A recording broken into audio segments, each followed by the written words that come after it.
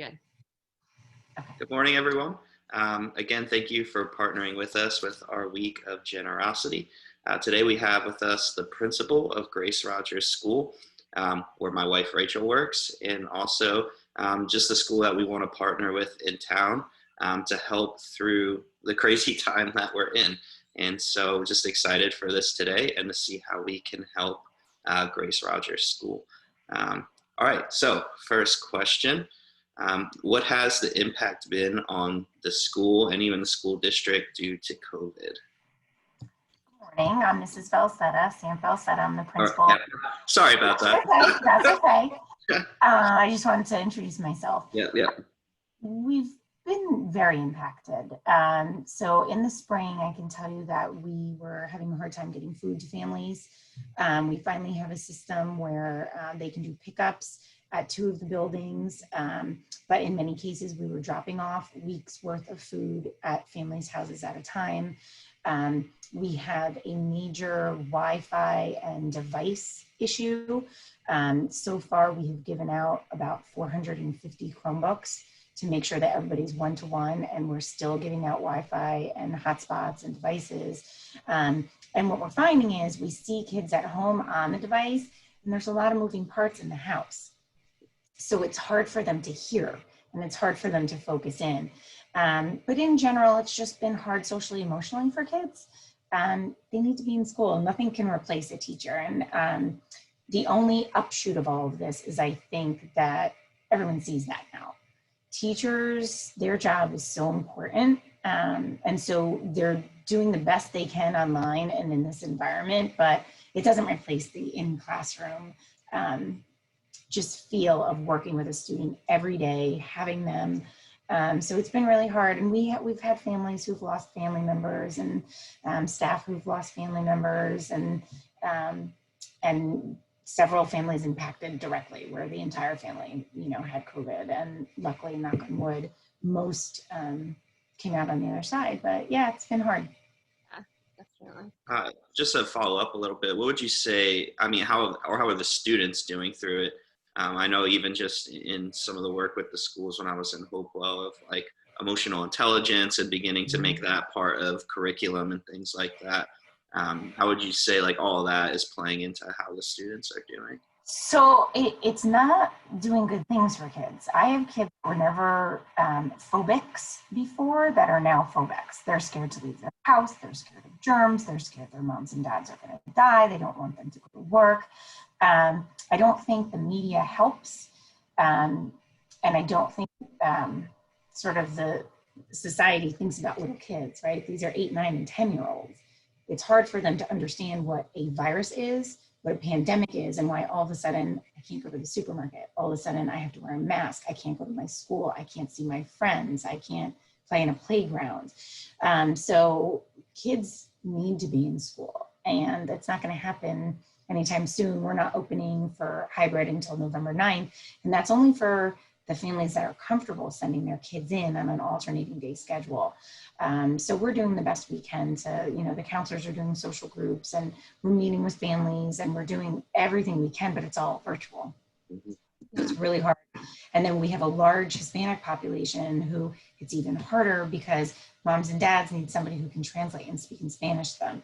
So even on like the first and second day of school, I had a couple staff members that were literally housed outside that they couldn't get the Chromebook on, they couldn't get the hotspot to work, they couldn't figure out how to get onto a Zoom or a Google Meet. So that's hard. That's really hard. And think about an 8-year-old who's trying to translate for their mom or dad to the school. So it's been really hard. They've had to grow up pretty fast, it seems like. Yeah. Well, I say all the time to my staff, like, we're living through history. This is history right now. It's a 100-year pandemic. Hopefully, knock on wood, it will not happen anytime again in our lifetime. And I hope that kids don't have to go through anything like this in their lifetime. Yeah, definitely. We've never been through anything like this, so I can't imagine being their age and going through this. You know what I said to my staff? I said, my first year teaching was 9/11. It was my 5th day of school. Wow. These are the only 2 experiences in my career that I can liken to each other. That was a dark year, right? then, right? The light, is back, but that will always be something that we hold with us. I don't think any of us will ever forget this. This is a Yeah. dark, so. Yeah, it is. It is for sure. So, what are some of the needs and challenges you're facing right now? So as we had talked about, we're still trying to get devices into the hands of kids, and we're having increasing need for new headphones specifically because they're expensive, and particularly the ones that because some parents have earbuds, but they're not as good for listening and speaking as the ones so they're expensive. So parents are doing kind of the best they can, but nobody wants the used ones from the school, because everyone's worried about and even though we've cleaned them and this and that. So that's one of the major things that we had talked about that we really could use for the building. It's making the education accessible, right? Like that, because that's the difference between being able to hear what the teacher is saying and getting the lesson. That's it. Yeah. And then we have some families that are asking for a hotspot or a second hotspot, but we can only give them one. I'm not permitted to give them a second hotspot. But if something was donated, then I would be able to, because it wasn't me then from the district giving them a second one. I can only give them one. I'm only permitted. That makes sense. And so for those of you watching, that's why we're going to get headsets and hotspots for the school. This way they're able to help kids be able to engage with their lessons and learn and have the internet to be able to do that too. All right, so last question. How can our church best support you personally and the school at large and pray for you and the school? So that's like a beautiful question, by the way. I think your prayers are what we need. Like, it's just really hard. I'm going to actually get a little emotional. It's tough to do right by kids. So prayers are great. Sorry. No, it's okay. It's okay. I don't know what the right thing is. I don't know how to calm fears. I don't know how to make the staff calm. So just the fact that there are people out there that are willing to help, it means a lot. So anyway, sorry, I'm not emotional. Okay. I'm getting emotional too. It's really so dark all the time, right? It's just like, you can't leave the house, you can't do anything. And as a school leader, I can't even walk into classrooms, right? I'm not supposed to be walking around the building. I'm supposed to stay in my office. So having you guys reach out and say that you want to help and support us, that is heartwarming. And it reminds us that there's still good in the world and we'll go back to normal one day.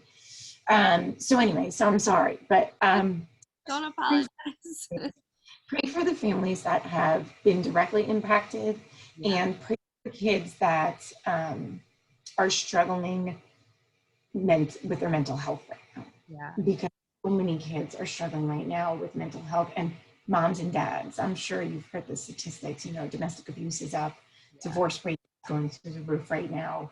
That for families to be able to remember that a family unit is what you need to survive, right? And the community is what you need to survive. I think that's why I'm so emotional, because your desire to help this family, because we're a community here at GNR, right? So your desire to help us really brings me some hope and faith that maybe 2021 will be better. So I think that's what we're all holding on to right now. Yeah. It's hard to be responsible for little people and not be able to impact them the way you normally can. And my poor staff, they have little people in their own houses, right? Like, it's hard for them to get to work and to know that their kids are trying to go to school. It's just so many moving parts right now. And a lot of it is out of my hands that I can't do. So, getting headsets, and I might actually throw mice in there, because some kids don't have a mouse. Yeah. And it's harder for, some of them, it's really hard for them to maneuver. But that will help, because right now technology is it. They have to use technology or they can't learn. So anyway, so thank you. You're such good people. No, it's great to get to talk to you about it because, like, even though I'm working at the school, I'm only seeing so much, and so being able to hear, Yeah. like, your perspective of what everyone's going through is great because then it opens our eyes to see how much we can help, the staff and the students and just the school and the community in general. So no, it's Well, we're getting a real view into people's homes, which I'm not sure was ever part of education before, right? Because they came here. So I think it's hard for teachers because their home is exposed, right? And their kids who are jumping on screen. I mean, I was on a call with my 3-year-old ran right into the screen and, because he thinks that's cute and funny, right? And so that changes, I think, the dynamic. And I think we have some kids that are embarrassed of their home. Yeah. Or feel looking at other kids' homes, seeing other kids' rooms, all of the things that they have versus the things that they don't. Those are the intangibles, right? I don't know how that's impacting all of our kids to see like this student has their own room, this child has, their own bed, their own computer, right? Whereas I'm in a 1-bedroom apartment with 5 or 6 people, right? It's opened up the inequities in our communities so much more. And that's not a GNR thing. That's not an East Windsor thing. That is what's happening across the country right now because we're all seeing each other's homes and houses and situations. And for an 8-year-old to see another 8-year-old who might have an Xbox and a TV and all this, and that's hard. Yeah. Go out and play with my friends anyway. Yeah. So yeah, it's really tough times. Yeah. And then they're just, stuck inside thinking about these things constantly. So there's no. Yeah, they can't go to a movie. They can't go to the park. I mean, even we're not allowed to use the playground equipment. Yeah. And the police do troll by. So on the weekends, if kids are trying on it, they say because it's an executive order from the government, from the governor, right? They're not allowed to do it. So it's just all of it. Yeah. Again, as an adult, I find it hard to process. So I can't imagine. My 3-year-old asks me every day, "Mommy, is the virus gone?" Oh. Every day, "Mommy, when can I see my friends again? When can I go play again? When can I?" Yeah. That's hard. Yeah, well, and who is answer? I don't have any. I'm mommy. I'm supposed to have the answer. Yeah. I'm the principal, right? I'm the principal. I'm supposed to have the answers. I don't right now, which is a very vulnerable place, I think, for all of us to be. Yeah, I totally understand that of leading our organization and people looking for answers. And honestly, I don't have answers to a lot of these questions. And frustrating, but it's kind of you just take it a day at a time and see what happens. So yeah. I mean, well, we're in our roles, right? Because we believe that we can help people. Yeah, exactly. So because of the uncertainty, not being able to help people, that's hard. Yeah. It's hard. So, but I can't thank you guys enough. No problem. Yeah. So thank you for your time. I'm sure. Of course. I'm sure that your time is valuable right now.